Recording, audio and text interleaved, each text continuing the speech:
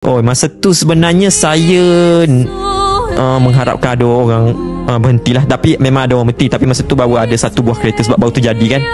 Dan masa tu juga ada kawan saya, ada telefon dia memang selamat.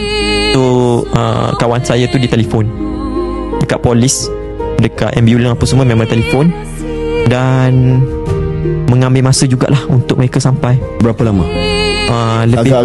Lebih kurang dalam 1 jam lebih.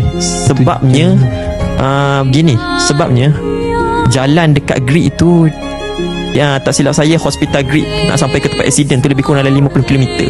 Jadi 50 km kalau kat jalan grid ni dia tak sama 50 km dalam lebuh raya. Betul. Jadi tambah lagi masa tu orang baru balik ke ibu kota, baru selesai sambut Aidiladha kan. Saya nak tanya pasal apa yang Wafi alami dalam tempoh nak tunggu sejam tu.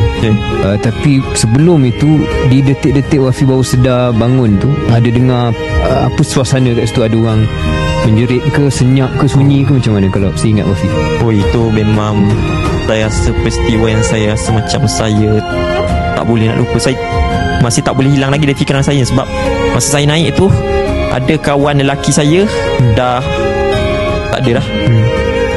Muka dia memang terkena divider, memang tak sempurna. Berkecai muka. Itu lelaki. Lepas tu ada seorang lagi perempuan.